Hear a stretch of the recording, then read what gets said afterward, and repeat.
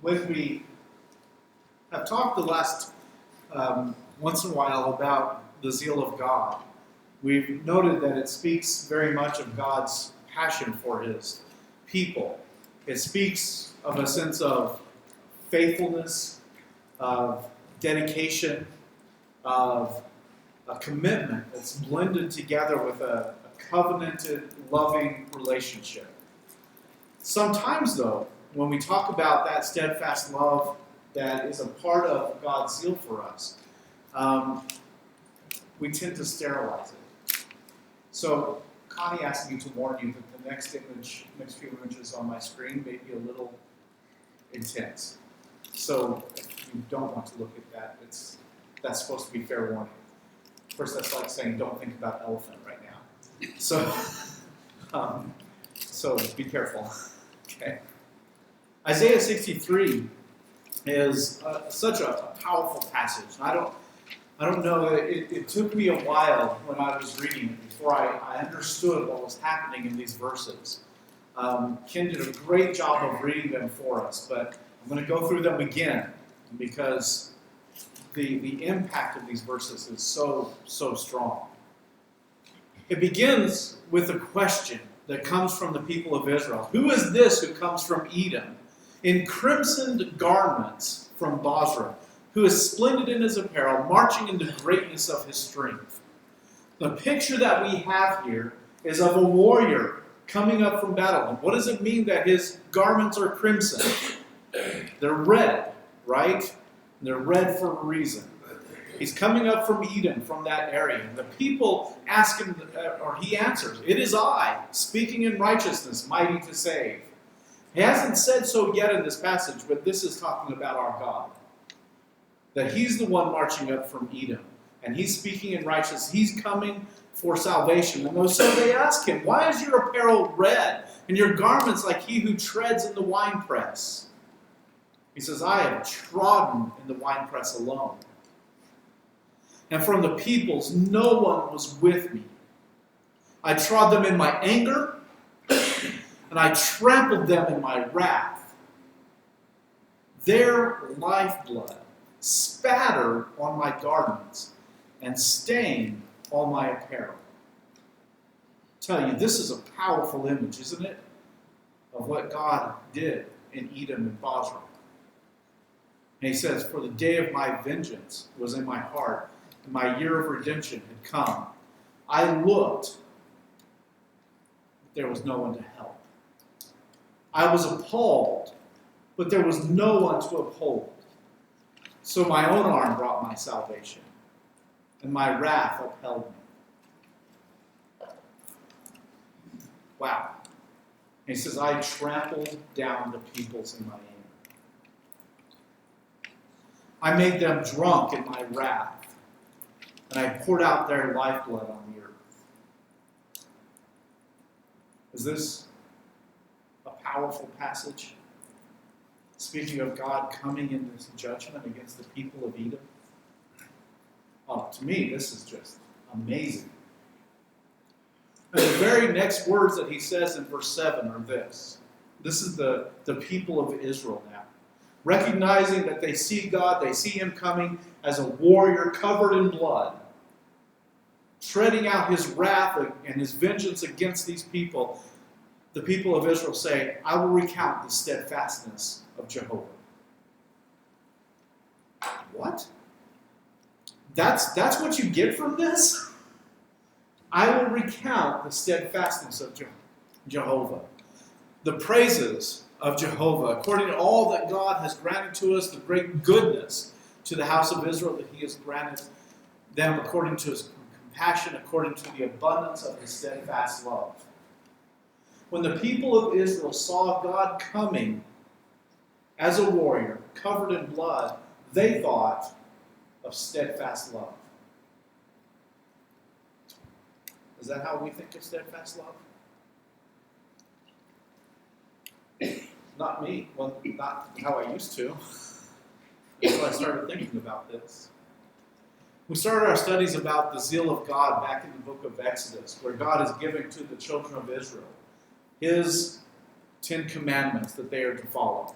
And in that passage, he tells them that he is a jealous God, or zealous, as it's used. And he expresses that zealousness in two ways. One is visiting the iniquity on those who have done wrong. And I think we see that graphically.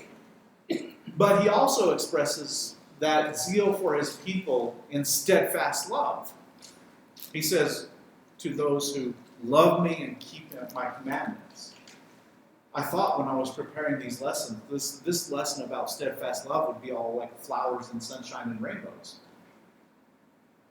But that's not what we see in Isaiah 63. And I'm not going to say that that's completely wrong, but it's deeper than that.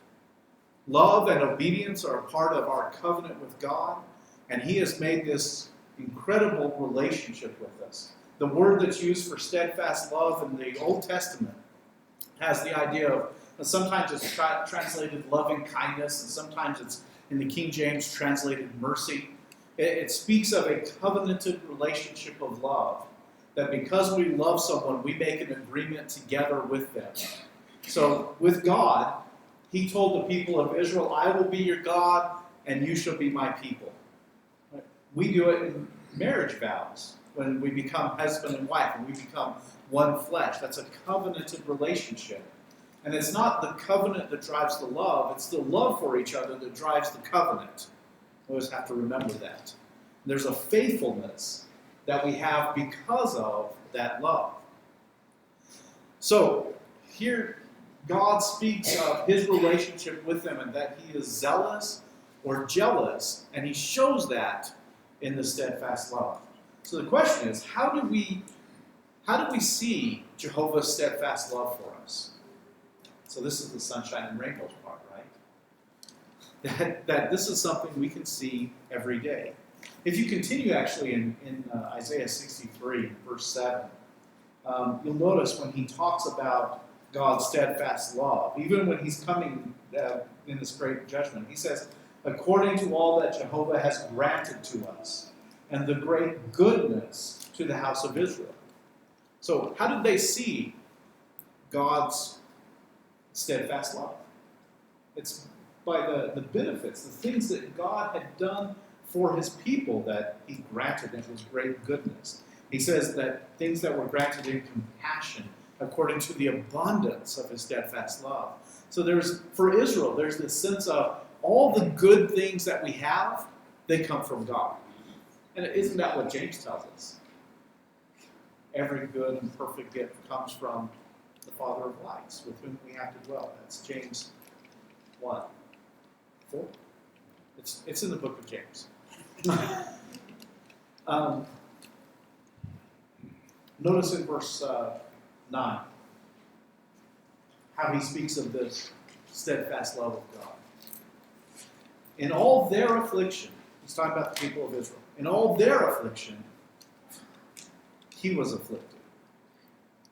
So as Israel was going through the difficulties that they went through, this tells us that God himself suffered also. That's part of the covenant, isn't it?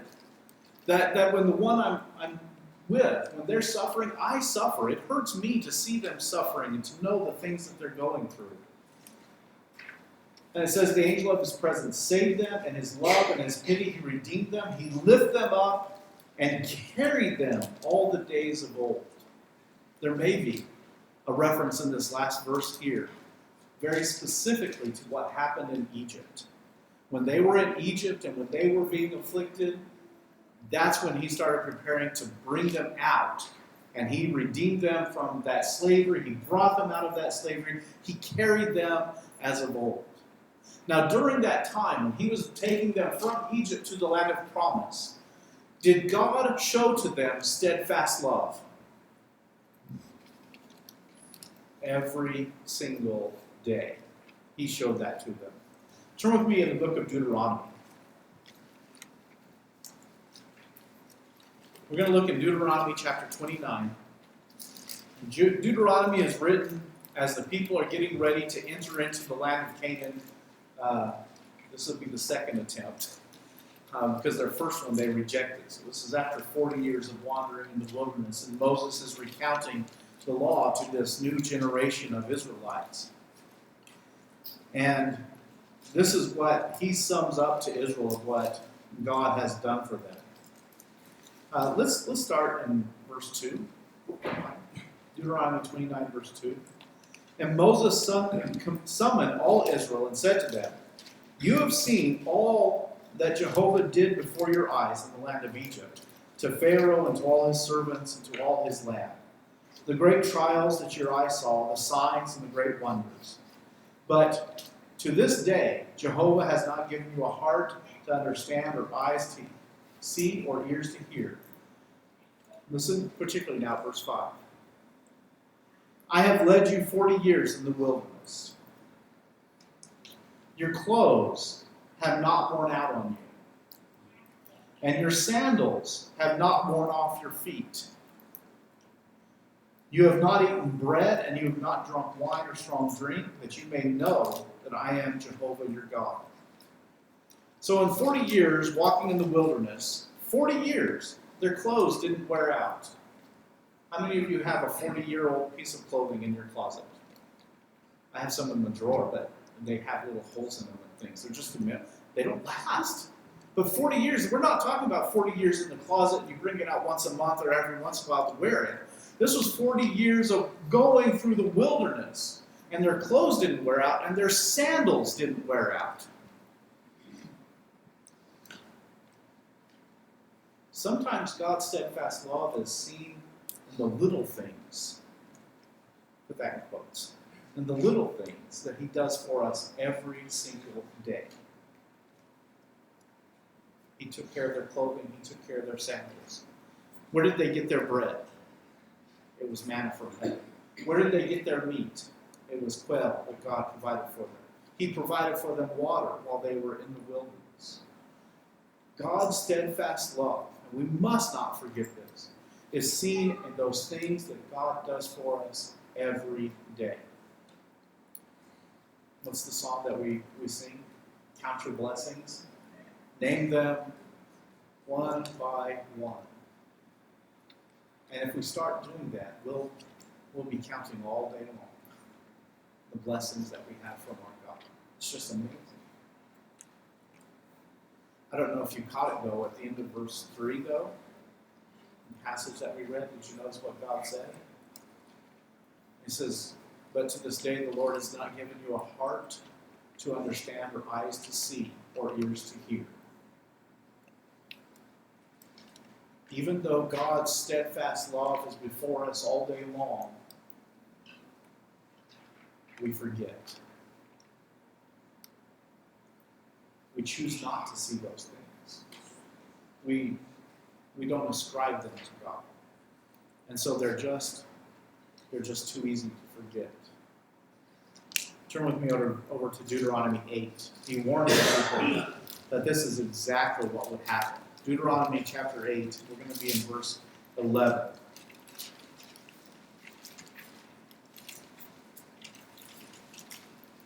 Deuteronomy 8, verse 11. "Take care lest you forget Jehovah your God by not keeping his commandments and his rules and his statutes, which I command you today. Lest, when you have eaten and are full, and have built good houses and live in them, and when your herds and your flocks multiply, and your silver and your gold is multiplied, and all that you have is multiplied." Now, isn't that a great list of the blessings, the steadfast love of God every day? They prospered. He says, you're going to prosper. It's going to be going and going and going. He says, be careful, lest, verse 14, "Then your heart be lifted up, and you forget Jehovah your God, who brought you out of the land of Egypt, out of the houses of slavery, who brought you through great and terrifying wilderness with its fiery serpents and scorpions and thirsty ground where there was no water, who brought you water out of the flinty rock, who fed you in the wilderness with manna that your fathers did not know, that he might humble you and test you to do good in the end." To do you good in the end. What was the danger here? God is giving them blessings. They prosper, but they forget God. Because we become lifted up in our hearts. These daily things that we have every day, those are the things we need to thank God for. So when you get up in the morning and you're late for work and your car starts right away, that's a good thing. Because all of us know what happens when it doesn't. The steadfast love of God. Little things every day. Don't forget that this is God's steadfast love given to you. And it's powerful for us. The other time, sometimes we struggle with steadfast love, is that it's really hard when trials come to see God's steadfast love. There's a tendency when we face trials that we begin questioning God. So the psalmist in Psalm 10 asks God, why? Isn't that what people ask when trials come? I'm suffering. Why am I suffering? Why? Why, O Lord, do you stand far away, the psalmist said. Why do you hide yourself in times of trouble? Most of us are too timid to ask that kind of question to God. Why, God, do you hide yourself? What are we asking? What's happening? We want to know. When? When, God? When are you going to come help? Again, Psalm 119, verse 84. How long must your servant endure? When will you judge those who persecute me? When? Sometimes we ask where. Psalm 89, Lord, where is your steadfast love of old, which by your faithfulness you swore to David? In the midst of the trial, we'll ask, not just where is God, but where is the steadfast love you promised us? Why aren't you showing us that you are zealous for us while we're in these times? Go back to Isaiah, the 63rd chapter, and look with me in verse 13. Because the people of Israel at the time that Jehovah is coming in this great zeal and steadfast love, this is exactly the question that they have. Isaiah 63 and in verse 15. This is their prayer to God. They say to him, look down from heaven and see, from your holy and beautiful habitation. Where are your zeal and your might? The stirring of your inner parts and your compassion are held back from me. Now, this comes after that powerful picture of God coming out of Edom as a warrior to save them. But what is their question to God? Where's your zeal? Where's your might? You don't have any compassion for us. You're holding out on us. Have you ever felt that way? Most of us have gone through some trials in our lives where we've struggled with that kind of thing. Where is that?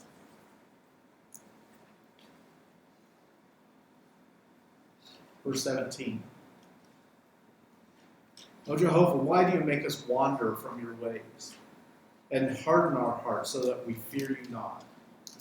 Return for the sake of your servants, the tribes of your heritage. Do you see how they're actually ascribing to God that he hardened their hearts? That he's making their life... These troubles, what are they saying? These troubles are making it hard to believe in you, God. They need to see something. They need to see that steadfast love.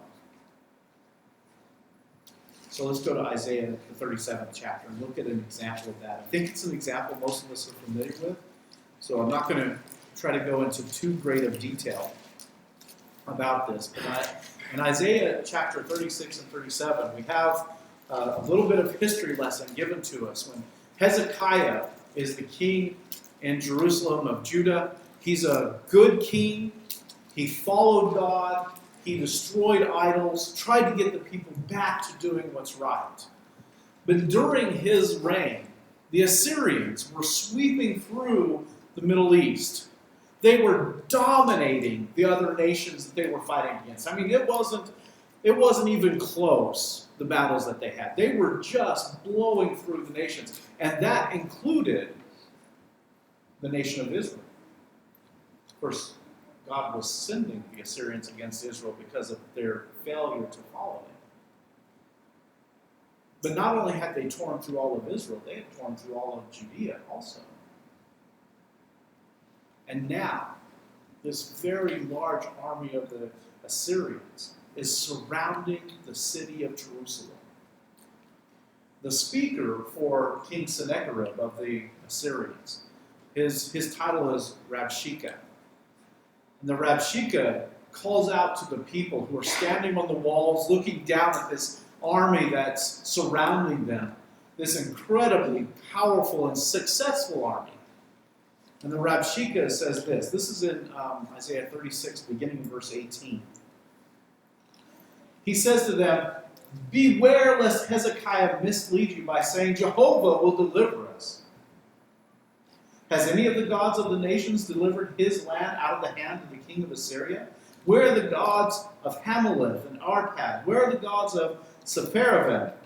Have they delivered Samaria out of my hand?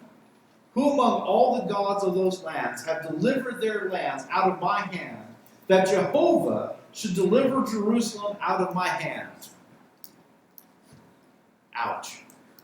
He's saying, don't let the king fool you into trusting Jehovah, because we've blown through all the gods of the nations that people have trusted in. Isaiah 37 is when Isaiah turns to God in prayer. We're just going to read a little bit of it, but in Isaiah 37, verse 4, Isaiah says to God, "It may be that Jehovah your God will hear the words of the Rabshakeh, whom his master, the king of Assyria, has sent to mock the living God, and will rebuke the words that Jehovah your God has heard. Therefore, lift up your prayer for the remnant that is left." Prayer is offered, a prayer for deliverance. In the 37th chapter, in verse 17, he continues. This is the second part of the prayer. "Incline your ear, O Jehovah, and hear. Open your eyes, O Jehovah, and see, and hear all the words of Sennacherib, which he sent to mock the living God. Truly, O Jehovah, the kings of Assyria have laid waste all the nations and the lands, and have cast their gods into the fire, for they were no gods, but the work of men's hands, wood and stone. Therefore they will be destroyed. So now, O Jehovah, save us from his hand, that all the kingdoms of the earth may know that you alone are Jehovah." I really love this prayer of Hezekiah, because when he asks for deliverance, it's really not about saving the people of Israel. It's about showing that he's the only true God. The charge was, don't trust God. He can't save you because none of the other gods have. And Hezekiah says, when you deliver us, that proves you are the only true God. And other people are going to know. That's incredible. Save us so that they know that. And God answers. In verse 22, he speaks to Sennacherib first.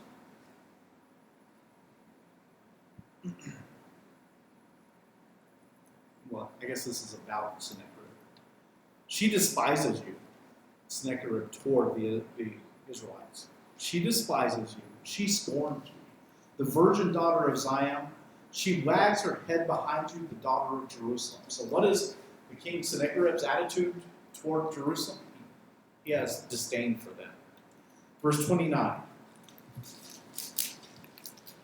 God says to him, "Because you have raged against me, and your complacency has come to my ears, I will put my hook in your nose and my bit in your mouth, and I will turn you back on the way by which you came." You're not going to have victory at this time and in this place.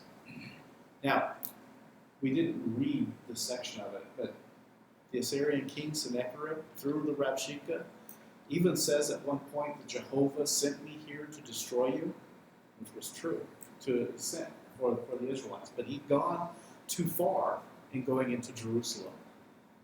And so now, because he has despised God, God's going to take him back home. And eventually, Sennacherib's going to be killed by his own son, knifed in the back. But God's comfort for his people.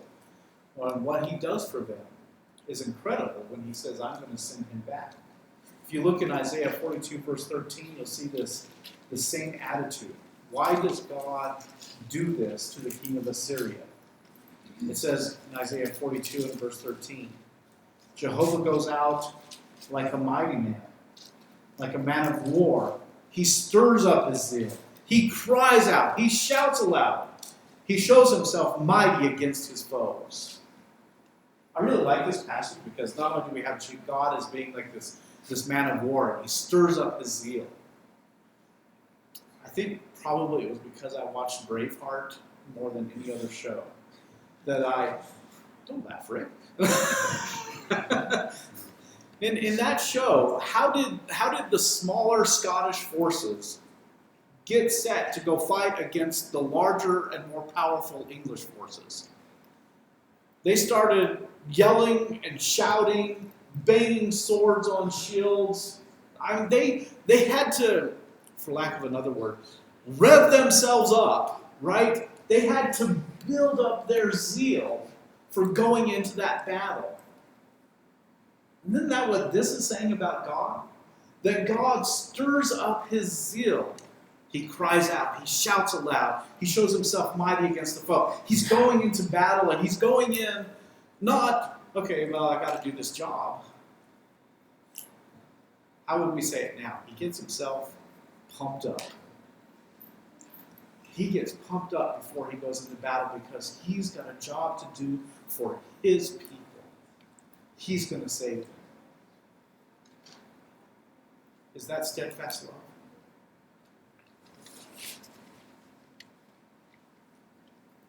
Isaiah the 26th chapter. This is what God says in this case. We're going to start at verse 10. Isaiah 26 and in verse 10. Another passage, this probably has to do with, to some extent, with the struggle between righteousness and wickedness. But Isaiah says, if favor is shown to the wicked, he does not learn righteousness. In the land of uprightness, he deals corruptly and does not see the majesty of God. O Jehovah, your hand is lifted up, but they do not see it. Now, we need to understand, he's talking about those who are wicked. The wicked don't see because they're doing well in the land, that God's hand is lifted up. What does it mean that God's hand is lifted up in this context?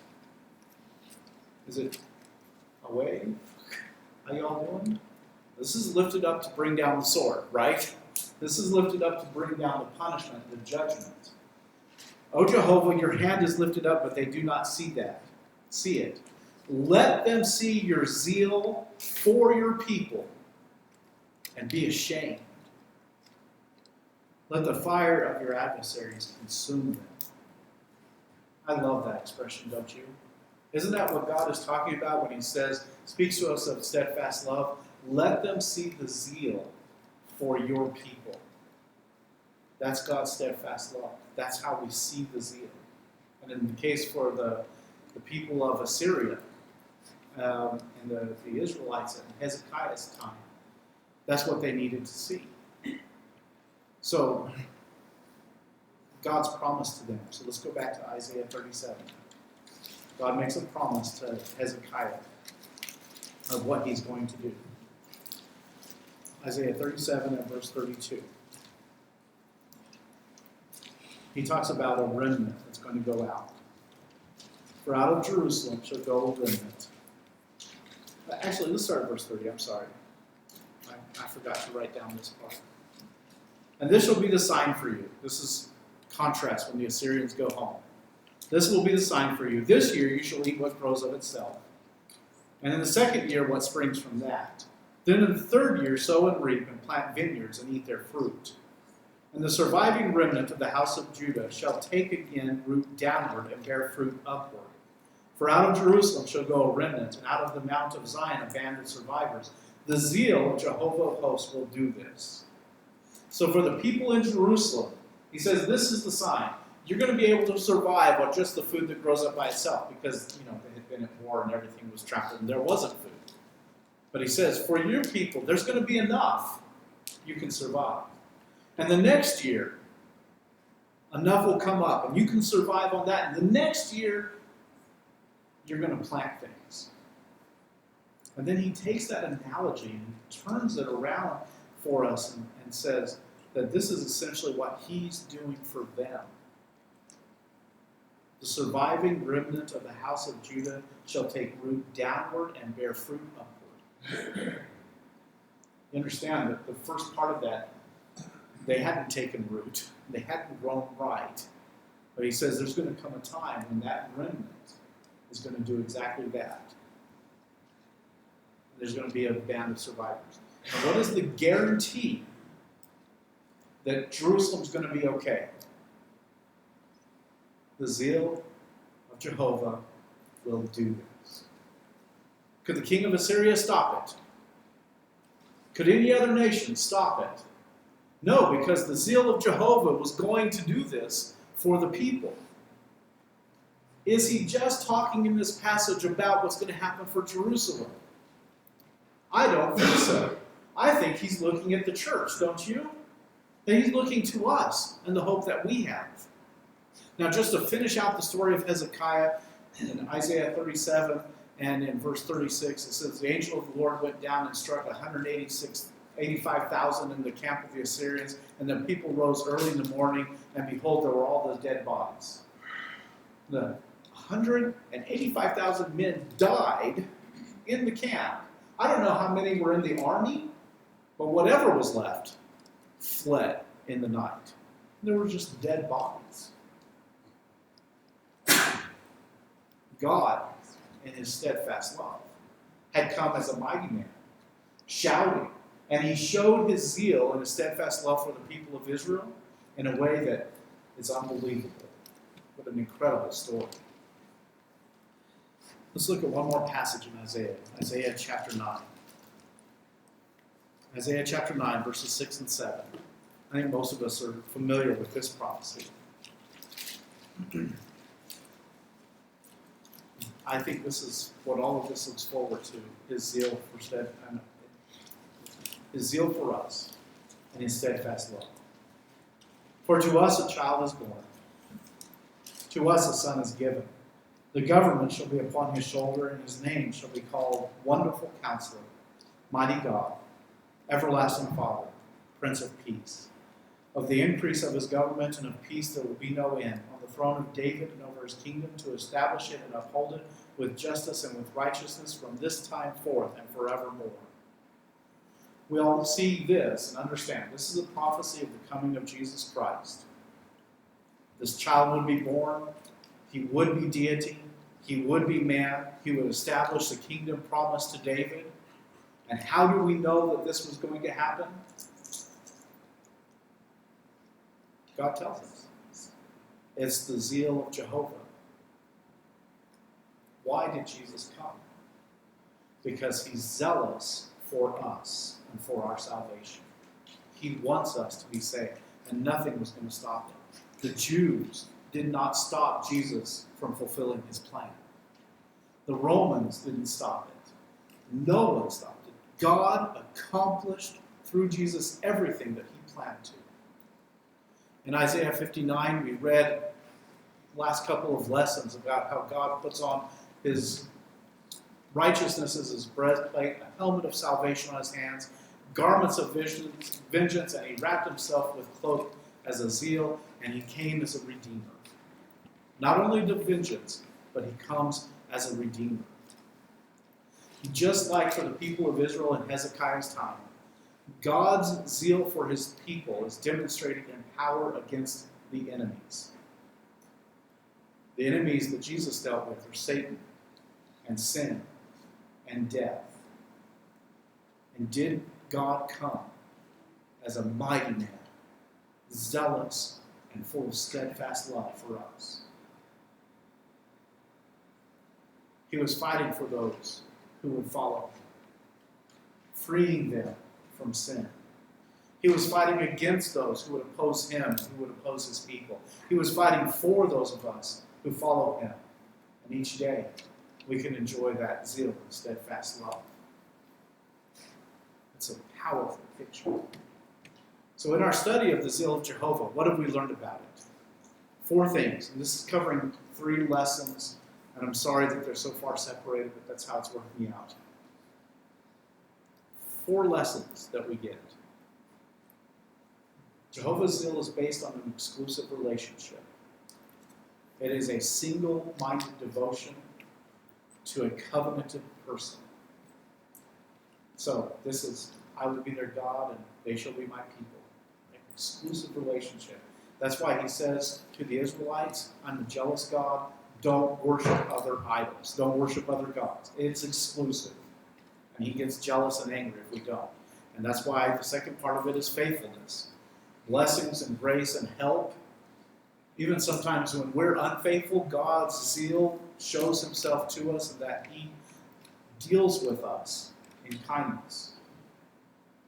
The time in the wilderness shows that very well. But also, he deals with the unfaithfulness, iniquity on those who turn against him. We see the steadfast love that we've talked about today, which is doing good. It's not just doing good in pretty happy ways, but it's a powerful thing, the steadfast love.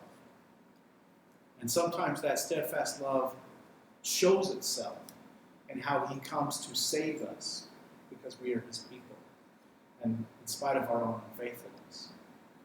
And I think today's lesson really shows us the action that's involved. When it's time for God to act in his zeal, what does he do?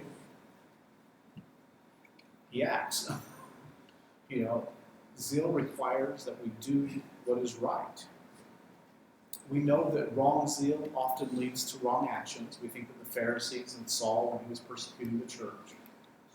But zeal pursues righteousness for its people, and that's what God has done.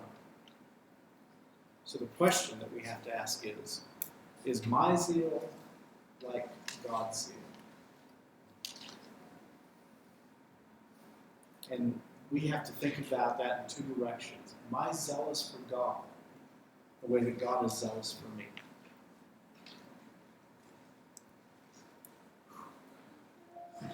Probably not. I mean, he is zealous for me in what he does every day, and what he did providing my salvation. I need that kind of zeal. What about zeal for my brother? Am I zealous? Are we zealous for each other in that way? And I think we need to learn to have that kind of zeal as he would have us to. So I hope this lesson's been helpful for us in thinking about God's zeal, especially how it's expressed itself in steadfast love. Not just the blessings every day, but about how powerfully he wants to save us. And there's no greater expression of God's zeal and steadfast love than that desire for providing for our salvation. We want to end this morning with the opportunity for anyone here who's not a Christian. This is why Jesus came, so that you could be one of his children. If you have that desire, please come forward to stand and sing. While through his word he calls you constant.